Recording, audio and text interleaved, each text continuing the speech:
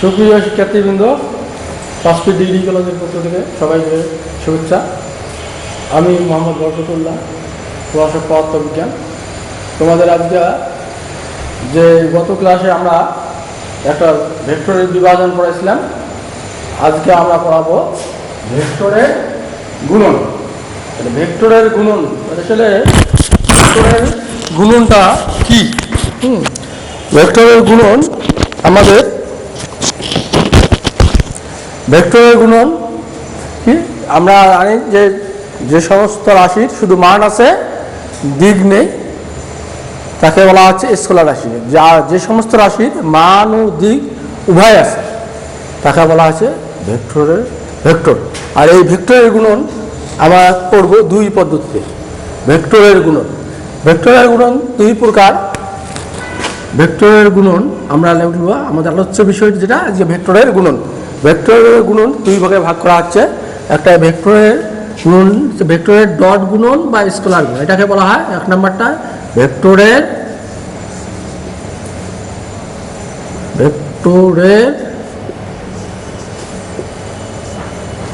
Scalar গুণন, oblique আমরা বলতে পারি ডট গুণন, অবলিক আরেকটা নাম হচ্ছে অধিক গুণন।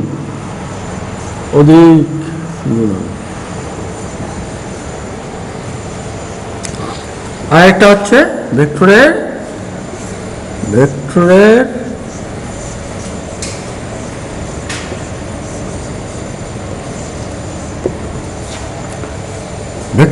ভেক্টর গুণন। অবলিক এটাকে আবার আমরা বলতে পারি ক্রস গুণন,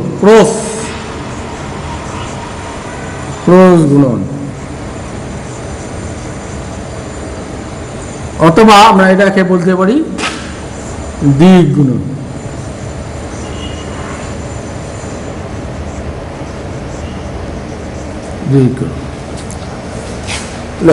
তাহলে ভেক্টরের গুণন দুই পদ্ধতিতে ভেক্টরের গুণন করা যেতে পারে।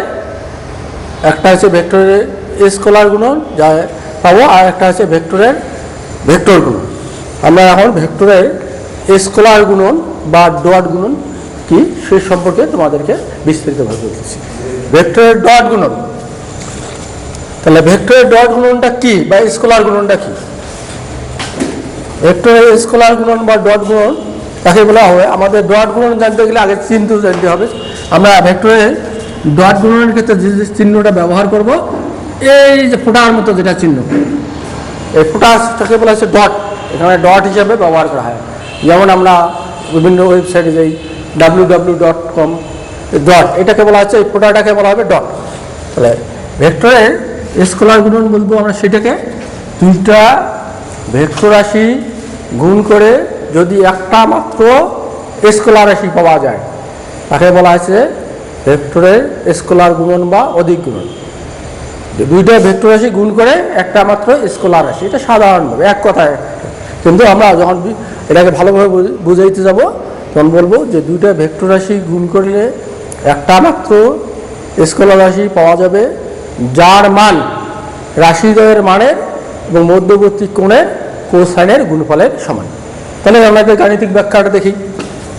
আমরা জানি, মনে করো দুইটা ভেক্টর আছে, পি একটা ভেক্টর রাশি আমরা ধরলাম, কিউ আর একটা ভেক্টর রাশি।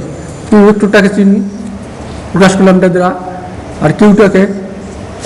এই দুইটা ভেক্টর রাশির আমরা গুণন করব, ভেক্টরের গুণন করব। এই দুটো ভেক্টর রাশির গুণন কীভাবে হবে? যে মনে করো দুইটা ভেক্টর আছে পি, তাহলে এই ভেক্টরের গুণনটা এরকম পি ভেক্টর গুণন dot vector, P dot Q সমান পি কিউ ক্রস আলফা।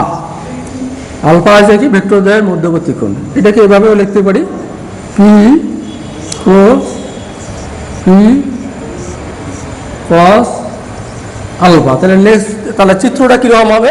চিত্রটা আমরা বলবো দুইটা ভেক্টর রাশি ওয়ে বরাবর মনে করো পি ভেক্টরটা ক্রিয়াশীল, আর ও সি বরাবর কিউ ভেক্টর ক্রিয়াশীল, এদের মধ্যবর্তী কোণ হলো আলফা। তাহলে আমরা কি বললাম যে দুইটা ভেক্টর রাশি ধরি, পি ও কিউ দুইটা ভেক্টর রাশি পরস্পর ও বিন্দুতে ক্রিয়া করলো,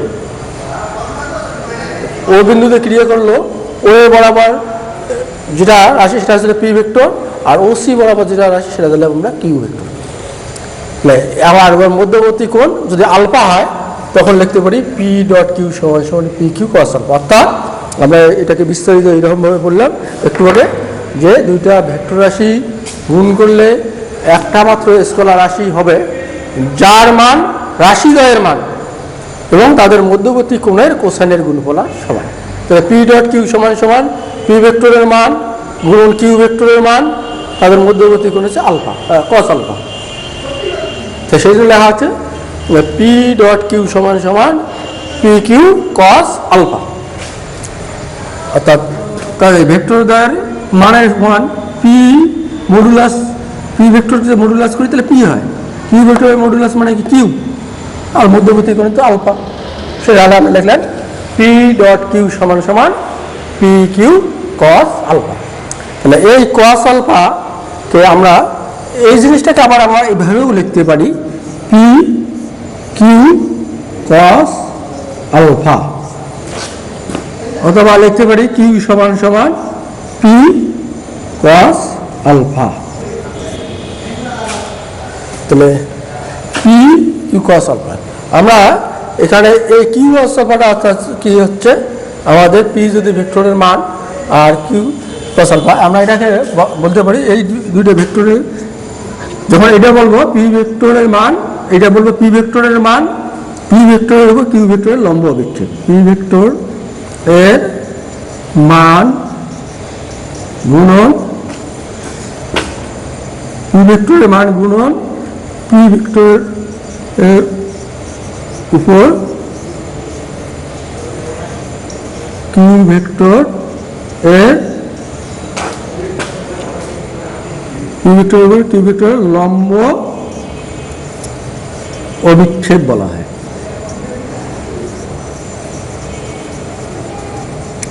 আর এই ক্ষেত্রে আমরা লিখব যে কিউ ভেক্টর এর মান গুণন কিউ ভেক্টর এর উপর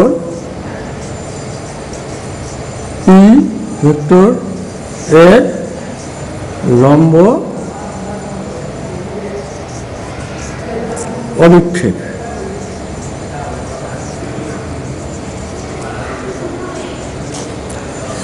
তাহলে আমরা এই যে কথাটা এরকম, আবার এই কথাটাকে আমরা সহজভাবে যদি একবারে বলি গাণিতিকভাবে পি ডট কিউ, কথাটা অর্থ যে কোনো ভেক্টরের মান, যে কোনো ভেক্টরের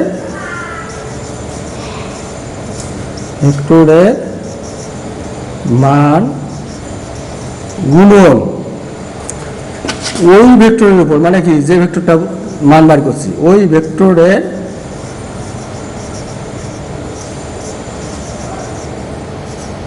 উপর, যে কোনো ভেক্টরের উপর অপর ভেক্টরের লম্ব অভিক্ষেপ, ভেক্টরের লম্ব অভিক্ষেপ, ভেক্টরের লম্ব অভিক্ষেপ, অভিক্ষেপ। অর্থাৎ আমরা বলতে পারি যে দুটি ভেক্টরের ডট গুণ আমরা সাধারণভাবে বলবো যে কোনো ভেক্টরের মান সেই ভেক্টরের উপর অন্য ভেক্টরটার লম্ব অভিক্ষেপ, এটাকে বলা হচ্ছে ভেক্টরের ডট গুণ। আমাদের মেন জানতে হবে পি ডট কিউ সমান সমান পি কিউ কস আলফা, অর্থাৎ এটাকে হচ্ছে ডট গুণ। আর একটা হচ্ছে আমাদের ভেক্টরের ক্রস গুণন। ক্রস গুণনটা কি?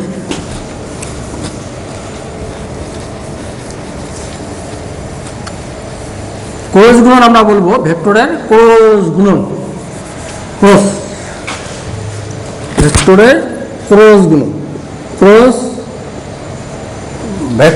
ভেক্টর গুণন বা ক্রস গুণন, ভেক্টরের ভেক্টর গুণন, ভেক্টর গুণন অবলিক ক্রস গুণন। ক্রস গুণন, ক্রস গুণনের যে চিহ্নটা ব্যবহার করা হবে এই চিহ্নটাকে বলা হয় ক্রস গুণন। তাই ভেক্টরের ক্রস গুণন কি? ওই রকম করে আমরা বলবো যে দুটি ভেক্টরের ক্রস গুণফল একটা মাত্র ভেক্টর রাশি, যার মান ওই রাশিদ্বয়ের মান এবং মধ্যবর্তী কোণের সাইনের গুণফলের সমান। যে আমরা দুটো ভেক্টর রাশি বললাম, দুটো ভেক্টর রাশি P R Q, P ভেক্টরটা way বরাবর, কিউ ভেক্টরটা ওসি বরাবর ক্রিয়া করলো, ওদের মধ্যবর্তী কোণ হলো আলফা।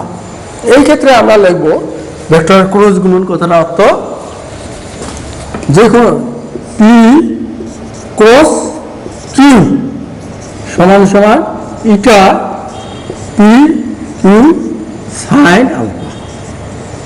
সাইন আলফা, এখানে ইটা একটি কি ভেক্টর, ইটা একটি একক ভেক্টর, একক ভেক্টর, এটাকে বলবো একক ভেক্টর। অর্থাৎ ইটাটার কারণে এটা একটা ভেক্টর রাশি হয়ে গেল। অর্থাৎ p eta p q sine alpha, অর্থাৎ আমরা বলতে পারি ইটা একটা পি ভেক্টরের মান গুণন কিউ ভেক্টরের মান, ওদের মধ্যে যদি কোনো আলফা যেতে বলছি পি কিউ সাইন আলফা, অর্থাৎ পি ক্রস কিউ সমান সমান eta p q sine alpha. এটাকে বলা আছে ভেক্টরের ক্রস গুণন। এই ভেক্টরের ক্রস গুণন আমাদের যখন মান আমাদের আবার বলবে, যদি বলে ভেক্টর ক্রসের মান বাইর করো, তখন আমরা এইরকম লিখবো p cross q modulus eta p q sine alpha. তা তখন হবে এটা কি